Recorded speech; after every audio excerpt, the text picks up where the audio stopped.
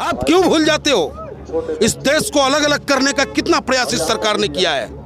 जब देश का नौनिहाल, देश का भविष्य अपने छात्र हित में, शिक्षा हित में जब आवाज उठाता है, उसे टुकड़े टुकड़े गैंग कह करके ये संबोधित करने का काम करते हैं। वार्तालाप होगी, क्या कह रहे हैं?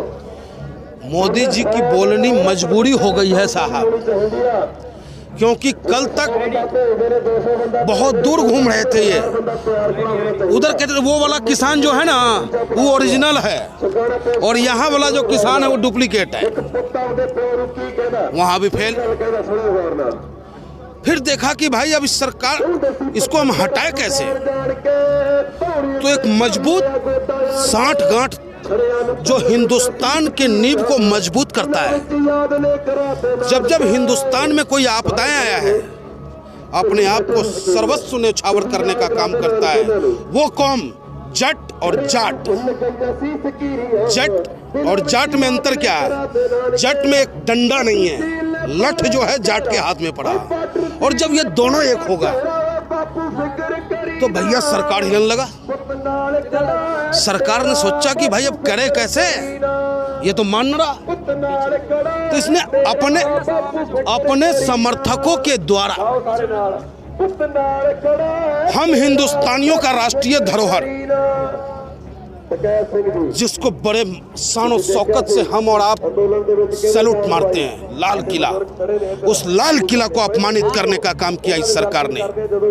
उसने इसको अपमानित करके हिंदू और सिख के बीच लड़ाने का प्रयास किया इस सरकार ने। लेकिन मैं बधाई देना चाहता हूं अपने किसान राष्ट्रीय प्रवक्ता नेता राकेश टिकैत साहब को, कि उनके अंदर की अंतरात्मा, बाबा महेंद्र टिकैत जी की पुण्य आत्माएं, इस उत्तर प्रदेश ही नहीं पूरे हिंदुस्तान के किसानों का मसीहा पूर्व प्रधानमंत्री चौधरी चरण सिंह जी की पुण्य आत्माएं हम किसानों के संरक्षण में आए। और टिकैत साहब एक तरफ कहते हैं कि जब जब मोदी डरता है पुलिस को आगे करता है, एक तरफ मोदी जी की पुलिस, दूसरी तरफ योगी जी के गुंडे आकर के हमारे नेता को डराने और धमकाने का प्रयास करता है। लेकिन वो कैसे भूल गया कि जट तो जट है लेकिन जाट में लट है, और जब जाट का लट कर जा तो भैया उसे हिलाना बड़ा मुश्किल है। और बाबा टिकैत जब थे उस वक्त में कितना संघर्ष हुआ। 5 लाख किसान दिल्ली में आए, उस वक्त भी प्रधानमंत्री थे राजीव गांधी जी। क्या ऐसा माहौल हुआ? तो ये डपोर संखी प्रधानमंत्री रहे, झूठे प्रधानमंत्री रहे। आज तक जो कुछ भी इन्होंने कहा उस पे कहीं खरा उतरने का प्रयास नहीं किया, लेकिन उसका करारा जवाब आज टिकैत साहब के नेतृत्व में हिंदुस्तान का किसान सड़कों पे निकलकर हर नौजवान अपने आप को भगत सिंह बनता हुआ महसूस कर रहा है। हर वो बेटा चंद्रशेखर आजाद बनना चाहता है, हर वो बेटा महात्मा गांधी और राम मनोहर लोहिया बनकर के आज सड़कों पे खड़ा और इस जालिम सरकार के खिलाफ ईंट सींट बिछाने को तैयार खड़ा है। बिल्कुल हो जाता है। और ये आवारे लोग हैं, तभी तो पुलिस के दम पर ये सड़कों को वीरान करने का प्रयास इस सरकार की थी। ये सरकार तो बस्तियों को तो शमशान पहले ही बना चुका। इस सरकार ने तो शमशान को भी घोटाले का घर बना के रख दिया, जो गाजियाबाद मुरादनगर बानगी है। एक झटके में पहली बार हिंदुस्तान में ऐसा हुआ है कि घर से लाश शमशान जाया करता था, लेकिन इस सरकार में यह भी हो गया कि शमशान घाट से लाशें घर आई है। तो इस सरकार का क्या कहना है साहब, इनकी सोच का क्या कहना है? ये तो मस्त हैं, मशरूम खा रहे हैं, मस्त हैं, करोड़ों का सूट पहन रहे हैं, मस्त हैं, गोगल्स लगा करके मस्त। इन्हें हम गरीब कहाँ नजर आते हैं? जांच का विषय है ना, जांच का विषय पुलवामा भी है। हमारे देश के नौजवानों को इन्होंने बरगरा के रखा। जो व्यक्ति लाश पे ही राजनीति करना सीखा हो, उससे आप कैसे उम्मीद कर सकते हो कि देश के भविष्य के साथ वो बेहतर करेगा? आप क्यों भूल जाते हो? इस देश को अलग अलग करने का कितना प्रयास इस सरकार ने किया है। जब देश का नौनिहाल, देश का भविष्य अपने छात्र हित में, शिक्षा हित में जब आवाज उठाता है, उसे टुकड़े टुकड़े गैंग कह करके ये संबोधित करने का काम करते हैं। और आधे हिंदुस्तानी जो गोदी मीडिया है इनकी, गोदी मीडिया उन्हें आतंकवादी कहकर के संबोधित करने का काम करता है और हमारे नौजवानों के दिमाग में ये जाता है कि जो मीडिया कह रही है वो सही कह रही है। कौन निकाला राष्ट्र विरोधी नारा? कहाँ निकला राष्ट्र विरोधी नारा? अगर निकला तो इनकी सरकार थी, इनकी LIU थी, इनकी CBI थी, इनके NIA थे। कहाँ है वो लोग जिसने नारे लगाए? क्या हो गया उनके साथ? ये सिर्फ चुनाव के वक्त, जहां भी चुनाव होगा वहां का हिंदू खतरे में होगा। जहां जैसे राष्ट्रीय चुनाव आएगा वैसे ही हमारा देश खतरे में होगा। और इन लोगों से आप उम्मीद करते हो जो लाल किला की सुरक्षा नहीं कर पाए, ये हमारे देश की सुरक्षा करेंगे? दीप सिंधु का एक बयान आया है सोशल मीडिया के माध्यम से ही। दीप सिंधु ने कहा है कि जहां मैंने झंडा लगाया खालसा पंथ का, वहाँ कोई झंडा ही नहीं था। उस झंडे और जो झंडा लगा हुआ था उससे उसने बताया कि बहुत दूरी पर झंडा था। बिल्कुल ऐसा था। क्योंकि तिरंगा झंडा को अपमानित करने का साहस किसी भी हिंदुस्तानी में नहीं हो सकता है। क्योंकि ये आज़ादी, ये तिरंगा हमें थाली में परोस के नहीं मिला था। इस तिरंगा को और इस आज़ादी को पाने के लिए हमारे बुजुर्गों ने अपनी कुर्बानी देने का काम किया था। तो इतना आसान नहीं था ये आज़ादी पाना।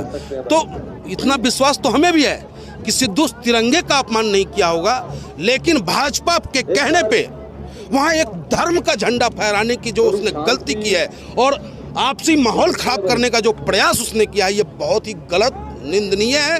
और अब तक मोदी जी का NIA उसको गिरफ्तार नहीं कर पाया है, जो सोचने का विषय है।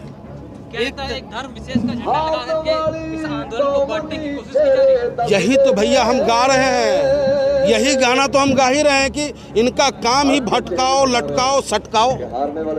क्योंकि जब हम एक हो जाएंगे, आज भी राधा रानी की चुनरी कौन सिलता है? सलमा सिलती है, सलमा बेगम चुनरी सिलती है, तब जाके राधा रानी पहनती है उसे।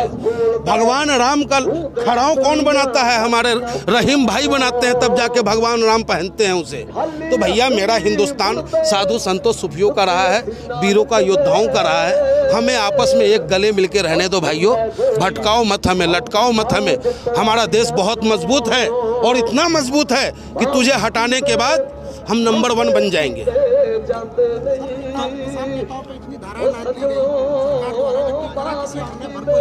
अगर धाराओं से हम डरते तो हमारे पूर्वज आज भी हमें गुलामी छोड़ के चले जाते। हमारे अंदर जो खून है हमारे पूर्वजों का है। हमारे पूर्वजों ने इस देश की आज़ादी के लिए न जाने कितनी धाराएं झेली, कितने संकट झेले, काला पानी झेला। हमारे पूर्वज माफ़ी भीर नहीं रहे हैं, माफ़ी मांग करके काला पानी से भाग के नहीं आए हैं। हमारे पूर्वजों ने फांसी को, फंदे को चुमना पसंद किया है। तो इसलिए इस धारा से हम नहीं डरेंगे। इनके NIA, CBI, फलाना ढिमका, जो भी इनका तंत्र है ना, इनका तंत्र इन्हें मुबारक। हम तो भैया स्वतंत्रता चाहते हैं, अपने हिंदुस्तान में हर चेहरे पे मुस्कान चाहते हैं। मेरा अगला सवाल है, मैंने एक सवाल किया था कि जब सड़कें खाली हो जाती हैं, संसद आवारा हो जाती है, क्या अब संसद का घेराव करेंगे? सड़कें भर चुकी हैं। संसद का घेराव करने से पहले ही संसद में बैठने वाले आवारा लोग कह रहे हैं कि अब 1 कॉल की दूरी रह गई है साहब। तो देखते हैं, आवश्यकता पड़ी तो वो भी होगा, क्योंकि जिंदा कौम 5 साल इंतजार नहीं करता। वो कौम मुर्दे होते हैं जो चुनाव का इंतजार करता होगा कि चुनाव आएगा, मैं वोट उसके खिलाफ दूंगा, सरकार बदल जाएगी। नहीं, हम हिंदुस्तानी हैं, हम हिंदुस्तानी, हम 5 साल इंतजार नहीं करेंगे। अगर हमारे खिलाफ दिल्ली में बैठी सरकार हिंदुस्तान के नींव को हिलाने का प्रयास मात्र करेगा तो उसे हम उखाड़ फेंकेंगे। देखिए, राजनीति बाद में, पहले हम किसान। और प्रधानमंत्री जी को भी हाथ जोड़ के कहना चाहते हैं, ए मेरे आदरणीय प्रधानमंत्री मोदी जी, ए गृह मंत्री जी, मोटे भाई जी, देश रहेगा ना तो हम राजनीति करते रहेंगे। आप धारा लगाते रहना, हम लड़ते रहेंगे, कोई बात नहीं है, लेकिन देश को गुलाम मत होने दो, देश को गुलामी की ओर मत ले जाओ। और अगर ऐसा प्रयास करोगे तो हम हिंदुस्तानी बर्दाश्त नहीं करेंगे। 1 कॉल की दूरी बताई गई है, तो कॉल पर जाएंगे क्या? कमाल करे, क्यों नहीं जाएंगे भाई, क्यों नहीं जाएंगे? हम किस लिए आए हैं? हम गांधी जी के मानने वाले लोग हैं साहब, अहिंसक लोग हैं। लेकिन उनके दिमाग में एक मैसेज जरूर देना चाहेंगे कि गांधी जी के उस बात को भी हम याद रखते हैं, करो या मरो। तो अब हम करो और मरो की स्थिति में खड़े हैं। आप हमारी मांग को मानो या वरना हमें मार दो। 12 बार वार्ता हो चुकी है, 13वीं बार वार्ता होगी। क्या कहोगे इसे? अजी 13वीं बार हो 14वीं बार हो उससे कोई फर्क नहीं पड़ता है, वार्ता से हमें कोई फर्क नहीं पड़ता। हम तो उनसे कहते हैं आप वहीं से कह दो ना, हमें बुलाने की भी जरूरत नहीं है कि भैया 3 काला कानून वापस, हम अपना होली खेल लें, अपने अपने घर को जावे। मेरी बात आप शायद समझ नहीं पाए, 13वीं वार्ता कही है मैंने। हाँ तो मैं समझ रहा हूँ जो आप कहना चाह रहे हैं, उनका 14वां भी होगा, वो 13वीं के बाद 14वां जो होता है वो होगा, लेकिन अभी समय है, अभी रहने दीजिए। हमारे प्रधानमंत्री जी है ना, मैं इस बिल की पूछ रहा हूँ, मैं इस बिल की हाँ पूछ तो रहा हूँ कि बिल का 14वां करके ही हम लोग जाएंगे यहाँ से। वो 13 मीटिंग कर ले 14 कर ले उससे कोई फर्क नहीं पड़ता है, लेकिन वो हमारे देश के प्रधानमंत्री हैं, बड़ा दिल में पीड़ा होता है जब उनके खिलाफ कुछ बोलते हैं। धन्यवाद देता हूँ मैं माननीय प्रधानमंत्री जी को कि कम से कम युवाओं को ये तो कहा कि वीरों की गाथाएं पढ़ें और लिखें। तो मेरे युवाओं, आज अगर हिंदुस्तान में तुम्हें बचाने के लिए कोई वीर आया है तो वो तुम्हारा नेतृत्व करता राकेश टिकैत है, उसकी कहानी पढ़ो। ऐ मेरे युवाओं, अगर हिंदुस्तान को गुलामी से बचाने के लिए कोई आया है तो हजारे हाथी इस सड़कों पे है, उनकी कहानी लिखो और पढ़ो।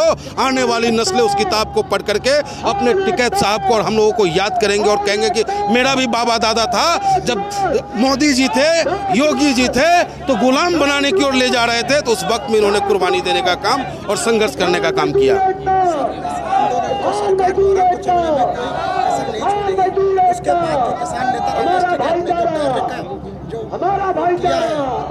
हमारा भाईचारा युवाओं को बड़े बुजुर्गों और आंदोलन को जिंदा रख दिया, तकरीबन उससे जो था उससे पहले ज्यादा मजेदार बना दिया। इस बार में क्या कहना? देखिए, ये धरती वीरों से खाली कभी नहीं रही है साहब, और ये हमारे प्रधानमंत्री जी की भूल है कि उनके दिमाग में यह आया कि हमने धर्म के नाम पे सबको भटका दिया है और वो धर्म में आपस में भटकते रहेंगे और वीरता ही अपनी खो देंगे।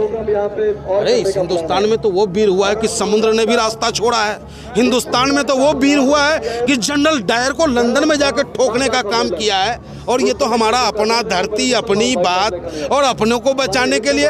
और टिकैत साहब के बैठ जाओ आप, टिकैत साहब के पूर्वज क्या हैं? बाबा टिकैत, बाबा महेंद्र सिंह टिकैत जी, जिन्होंने सदैव किसानों की लड़ाई को लड़ने का काम किया। पूर्व प्रधानमंत्री चौधरी चरण सिंह जी, ये लोग किसी जात के नेता नहीं हैं, ये हिंदुस्तान के हर उस गरीब गुरबा दलित पिछड़े के नेता हैं जिनकी आवाज बनकर के संसदों तक पहुंचने का काम किया था। और धन और धरती बट के रहेगी का नारा दे करके आज हर किसानों के चेहरे पे जो मुस्कान है, आज लोगों के पास जो खेत है, खलियान है, वो चौधरी चरण सिंह जी और बाबा महेंद्र टिकैत की देन है और उन्हीं का वंशज है ना, उन्हीं का खून ना है। तो खून वही जब होगा तो उबाल लेगा ना। जो यहाँ के लोकल विधायक हैं उनके द्वारा यहाँ पे जबरदस्ती की गई, के साथ ये सब के सब गुंडे हैं। आप क्या कहना चाहिए? ऐसा करना चाहिए था? बिल्कुल गलत किया है उन्होंने। सरकार में जब आप होते हो, आप सरकार की भूमिका में, हम आपके प्रजा होते हैं। FIR होनी चाहिए, हुई है FIR, होनी भी चाहिए, लेकिन कहते ना जहाँ बेदर्द हाकिम हो वहाँ फरियाद क्या करना। जिसका मुखिया ही गुंडा बैठा हो, जिस पे कई मुकदमे दर्ज हों और वो दूसरों को गुंडा बताने का काम करे, तो उनके विधायकों से आप क्या उम्मीद कर सकते हो। लेकिन मैं आपके माध्यम से अपील करूंगा अपने देश के नौजवानों से, पढ़े लिखों से, कि भैया काठ की हंडिया बार बार नहीं चढ़ती, इसलिए सोच लो, समझ लो और अपने भविष्य को कहाँ लेके जाना है, कौन तुम्हारी आवाज को बुलंद कर सकता है, वहीं जाकर के अंगूठा टेक देना।